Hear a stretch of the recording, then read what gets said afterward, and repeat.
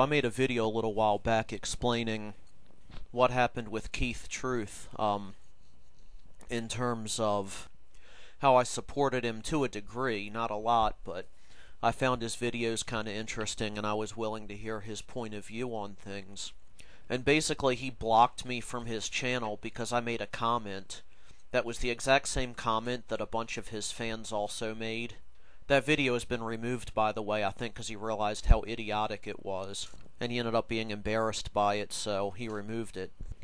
But basically I made a comment on there that was the same comment that a lot of other Christian fans of his made.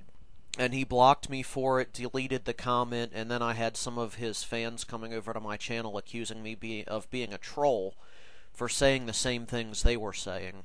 Here's another example of Keith's tactics.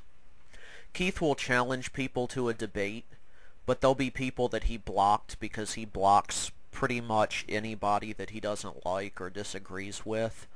So he'll challenge people to a debate that he has on his blocked list so they can't even respond, and then he'll turn around and go, "Ha, look, I challenged them and they knew that they could not defeat my superior intellect and my mad debating skills and my super Jesus powers, and so they ran away."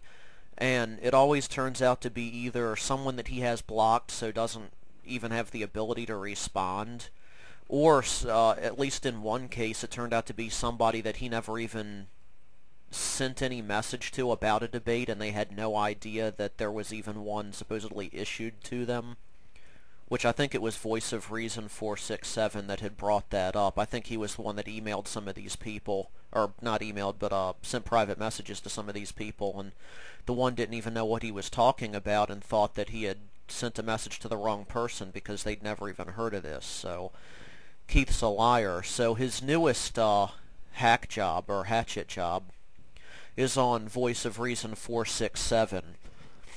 If you look at some of his newest videos, he does a response to some of this character assassination that Keith attempts. And Keith is the type that will perform a character assassination on somebody while at the same time saying that they're doing it to him. And he'll also sit there and take somebody's rebuttals, which has, sources cited and is provable fact, and he'll just say, "Oh, it's just a bunch of assertion, it's all wrong, it was stupid, it was idiotic, it's not worth replying to." But then he doesn't pick out anything in those rebuttals that actually were wrong, or, that he can rebut at all.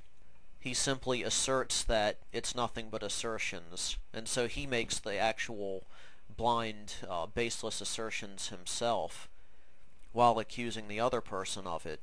So Voice of Reason 467, I think, challenged him to a debate, but what ended up happening was, instead of either saying, "No, I think your videos suck and it's not worth my time," or just looking at the videos and deciding one way or another whether it would be worthwhile, Keith claims he likes to do research on people to decide if they're worthwhile or not.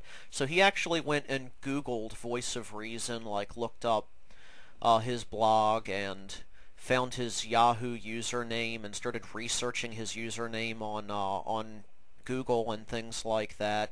I mean, this is literally the links that he went to get out of debating with somebody, was he started Googling various screen names that they've had trying to find dirt. And he found, an entry on a 3-year-old dating site by Voice of Reason, under an old name, where Voice of Reason is in a bar, but it says he doesn't drink. And Keith immediately jumped on that. "Haha, look, he's a liar. He says he doesn't drink, but he's in a bar." Which, I hate to break this to you, but there are people that go to bar with friends and don't drink themselves. I've done it before.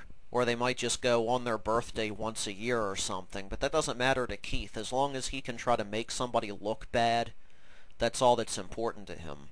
So then in this dating thing, it mentions something like, "I like to hang out with friends, I like to have fun. Oh, look, see, he's a party animal, he just wants to party all the time, and he's just crazy." And then it mentions that, it says something like, "I'm a goofball," or "I like to be a goof," or something. In other words, he just likes to play around. "Oh, well, he admits he's a goofball. That means he's not worth my time, because he's nuts." And then it says, something like, "Occasionally I smoke weed. See, he's a drug abuser. He's a drug addict."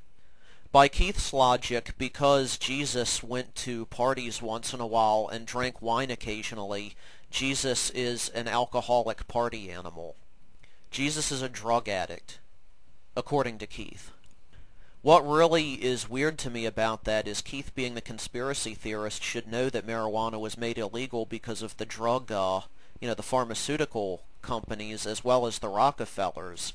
It was a conspiracy that got marijuana made illegal. It was to protect the profits of the drug companies and the Rockefellers.